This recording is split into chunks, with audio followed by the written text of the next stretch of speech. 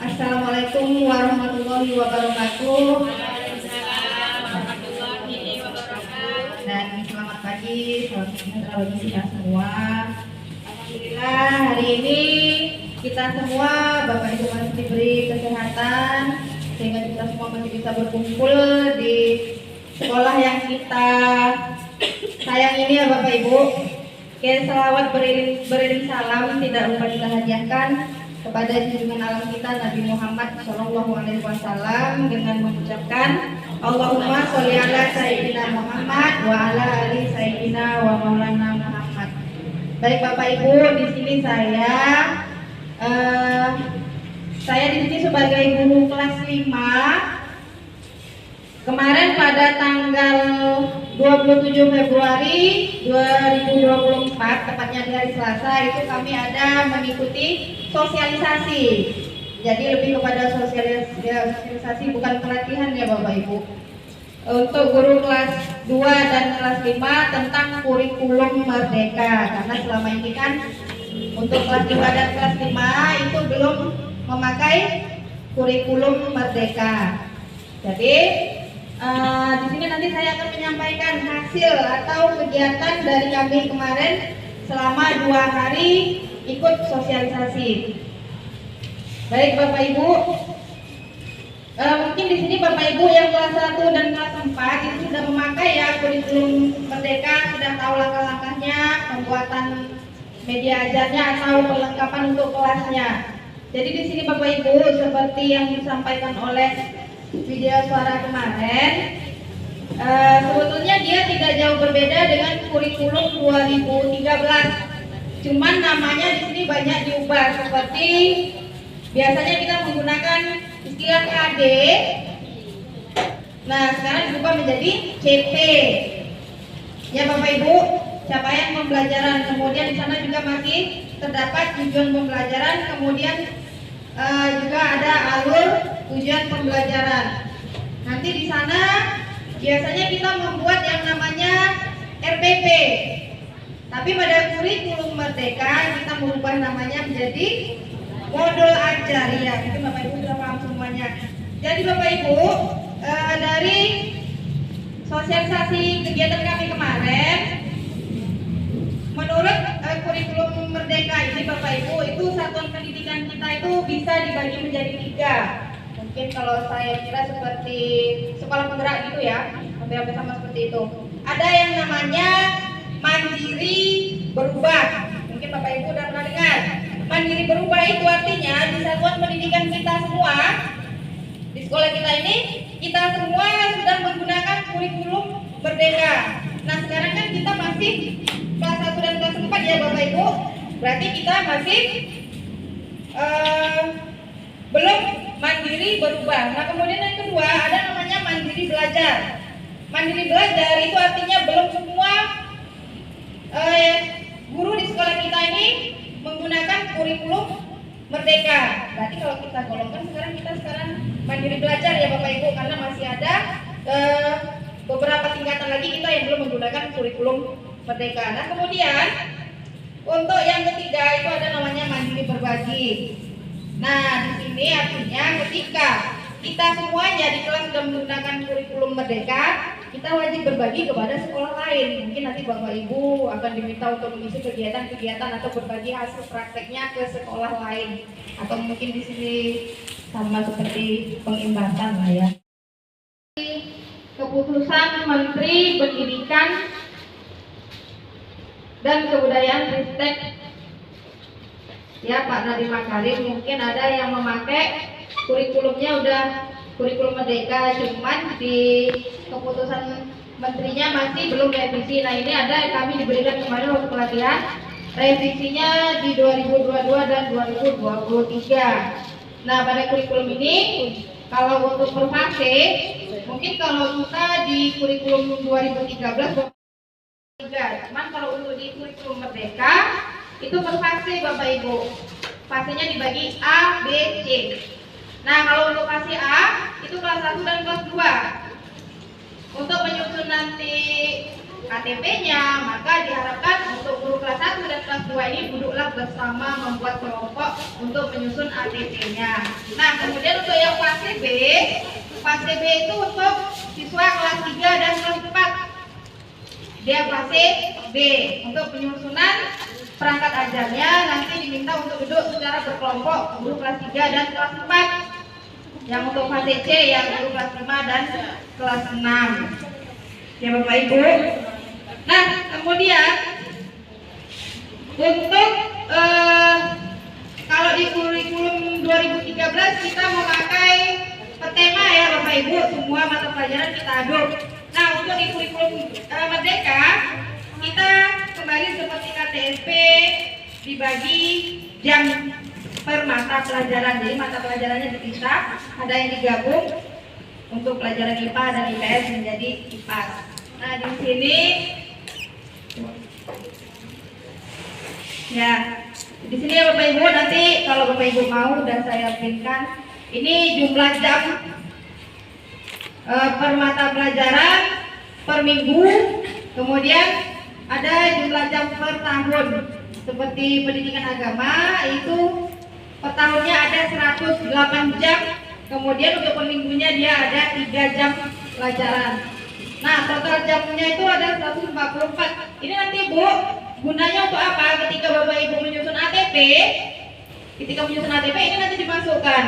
Umpamanya nih, Bapak Ibu merasa bahwa kita contohnya agama aja dulu ya. Ibu contohkan pelajarannya yang dianggap sulit ini umpamanya di bab 1. Nanti Bapak Ibu boleh mengambil durasinya atau lokasi waktunya itu lebih lama di bab 1. Di situ tidak jumlah jamnya itu tidak dikunci ya Bapak Ibu, artinya bisa Bapak Ibu set sendiri. Tapi jumlah akhirnya pada jumlah total jam per tahunnya itu harus cocok.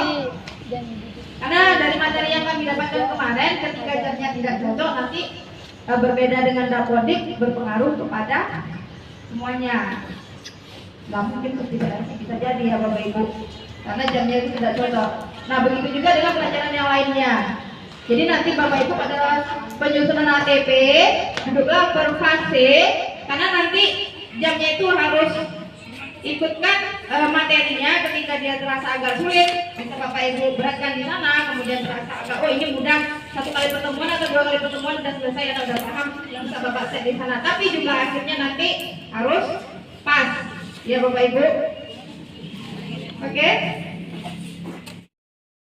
Pembelajaran nanti Bapak Ibu ada nanti saya berikan di sana berupa salinan juga keputusan Menteri. Kita dapat dari sana, nanti Bapak Ibu kalau mau pakai ini ada di depan ya, udah saya printkan ya untuk pembuatan CP-nya. Nah, kemudian untuk pembuatan, bentar ya Bapak Ibu.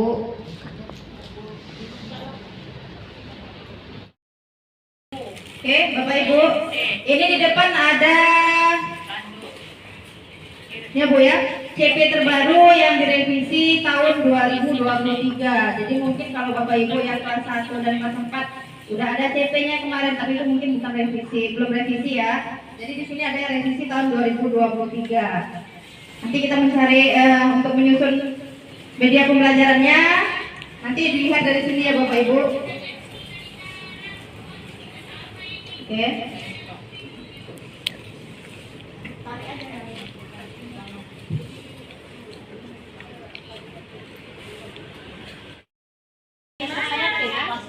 Baik Bapak Ibu, ini adalah contoh pembuatan ATP atau alur tujuan pembelajaran. Yang pertama kita memasukkan elemennya. Elemennya di sini kita ambil matematika ya Bu pelajarannya. Di fase C berarti di kelas 5 dan kelas 6. Di sini ada elemennya tentang bilangan. CP-nya dari mana kita dapat Bapak Ibu? Yang tadi yang keputusan Menteri kita ambil dari sana, kita copy paste, ambil pelajaran matematika, kita masukkan ke sini. Nah, kemudian atas oke, untuk yang lingkup materinya di sana adalah bilangan cacah. Bilangan cacah. Nah, kemudian tujuan pembelajarannya dari mana kita dapatkan Bapak Ibu? Dari capaian pembelajaran kita penggal, potong sedikit, masukkan. Oh, mana lagi yang mau kita ambil, masukkan. Jadi tujuan pembelajarannya itu lebih banyak daripada ATP. ATP-nya cuma 1, capaian pembelajarannya cuma 1, cuma dia lebih panjang. Kita penggal menjadi tujuan pembelajaran. Nah, kemudian untuk kode dapatnya dari mana? Di sini ada kode Bapak Ibu. Dari mana dapatnya B? Titik 5.1. B itu adalah bilangan Bapak Ibu. Kita ambil dari huruf pertamanya. Dari elemen ada bilangan, kita ambil B. Letakkan B-nya di sini 1, artinya apa? Dia tentang bilangan. Titik 5-nya dari mana? 5-nya itu adalah kelas 5. Titik 1 artinya adalah tujuan pembelajaran yang pertama. Nah, kemudian baru masuk B bilangan kelas 5, tujuan pembelajaran yang kedua. Nah, kemudian di kolom IPSB, ini Bapak Ibu dari dosen yang kemarin katanya bahwa IPSB itu ada sudah dikirimkan ke sekolah-sekolah tentang adab siswa, ada 56 poin katanya. Dan itu masih mungkin masih materi ya. Nanti isinya di sana di kolom IPSB 56 adab siswa yang dikirim dari Dinas Pendidikan ke sekolah masing-masing. Nah, ini tadi yang saya sampaikan Bapak Ibu untuk alokasi waktu JT-nya kelas 5 berapa? Makanya tadi duduk per fase. Guru kelas 5 dan kelas 6 itu duduk bersama menyusun ATP-nya. Untuk yang kelas 5 matematika. Berapa JT-nya? Di sini masih bisa Bapak Ibu goyang ya. Masih bisa, belum terkunci dia. Umpamanya ini yang pertama, tujuan pertama ini agak sulit. Jadi Bapak Ibu masukkan di sini alokasi waktunya lebih lama, nggak masalah. Cuma nanti di jumlah terakhir bawahnya harus pas dengan yang tadi yang sudah saya sampaikan pada keputusan menteri tadi. Oke, berikutnya juga di kelas 6 ya Bapak Ibu.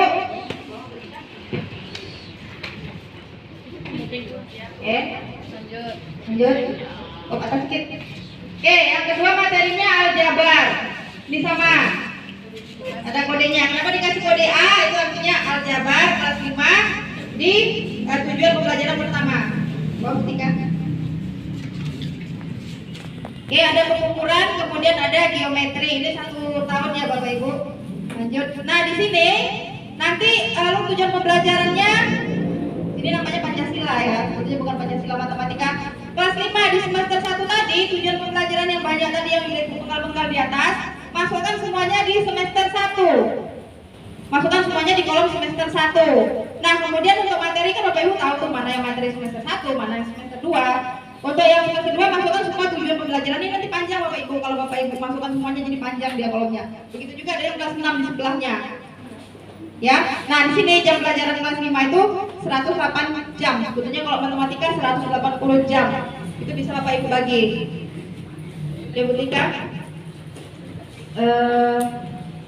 Kita lanjut ke modul ya Bapak Ibu. Contoh format modul 108 jam 1 tahun ya. Modul ajar. Ya, identitas sekolah, nama penyusunnya siapa, nanti masukkan nama Bapak Ibu sendiri. Tahun penyusunannya tahun berapa, sekolah, kemudian mata pelajaran, fase. Kalau untuk kelas 5 dan 6 itu fase C. Kemudian kelas 5 alokasi waktunya bisa disesuaikan, kemudian elemennya bilangan. Bawa ketika. Ya, profil belajar Pancasilanya. Di sana ada beriman bertakwa kepada Tuhan Yang Maha Esa. Dan lanjut berikutnya sarana dan prasarana ketika ibu mengajar apa yang dipakai. Nah, kemudian target untuk peserta didiknya apa? Model pembelajarannya digunakan apa? Itu nanti diisi. Lanjut Bu Tika. Nah, tujuan pembelajarannya tadi ya Bapak Ibu ya yang pakai kode. Kemudian asesmen. Asesmennya apa? Yang digunakan pada saat pembelajaran itu.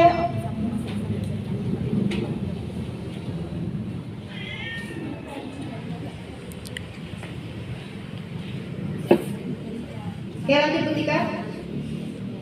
Target penilaiannya, jenis asesmen. Kemudian ada pertanyaan bermakna, pertanyaan pemantik. Artinya pertanyaan pemantik ini ketika kegiatan belum dimulai kan, kalau dulu namanya persepsi ya Bapak Ibu di kurikulum 2013. Kalau di sini namanya pertanyaan pemantik. Bapak Ibu tulis pertanyaannya itu apa? Umpamanya Bapak Ibu membawa gambar. Apa yang kamu lihat pada gambar? Nah, tuliskan. Nah, kemudian Bapak Ibu umpamanya membawa contoh bilangan. Bisakah kamu sebutkan nak bilangan yang ada di depan yang Ibu tuliskan atau yang Bapak Ibu bawa? Nah, itu dia contohnya. Kalimatnya harus dituliskan. Nah, untuk yang berikutnya kegiatan inti itu sama. Dalam kegiatan inti itu apa yang Bapak Ibu lakukan? Kemudian kegiatan penutup refleksi. Sama ya Bapak Ibu. Lanjut Bu Tika.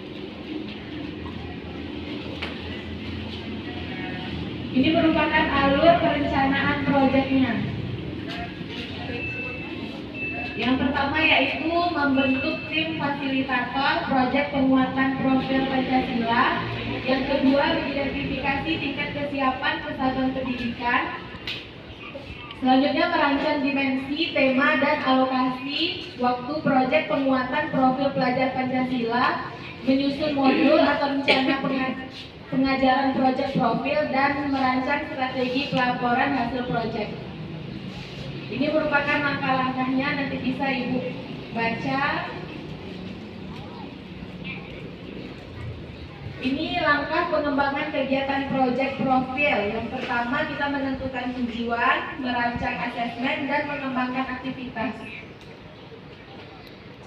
Ini langkahnya pengembangan kegiatan proyek. Ini contohnya mengelola pelaksanaan proyek.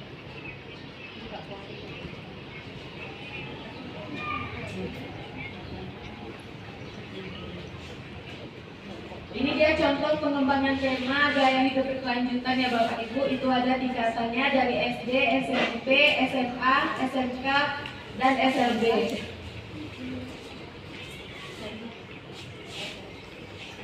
Ini alokasi waktu untuk proyeknya. Karena kita di SD, untuk kelas 1 sampai kelas 5 yaitu 252 jam pelajaran, dan untuk SD kelas 6 224 jam pelajaran. Ini proyeknya kita ambil 2 proyek untuk SD, selebihnya 3 proyek untuk SMP, SMA, dan SMK.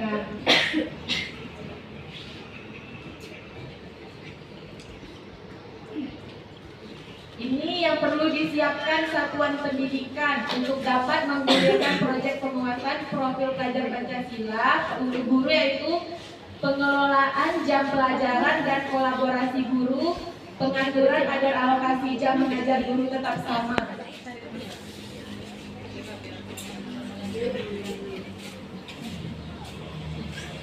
Ini modul proyek penguatan profil pelajar Pancasila, yaitu komponennya ada 3. Yang pertama informasi umum, komponen inti, dan lampirannya. Ini contoh.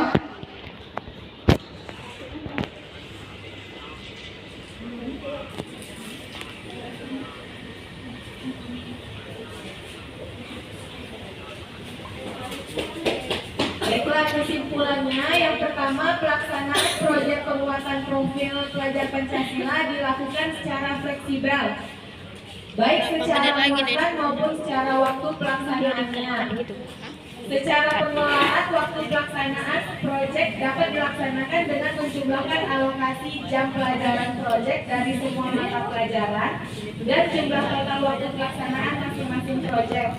Yang selanjutnya, komponen kurikulum operasional yang dikembangkan dan digunakan di satuan pendidikan terdiri atas karakteristik satuan pendidikan, visi, misi, dan tujuan satuan pendidikan, pengorganisasian pembelajaran, dan perancangan pembelajaran.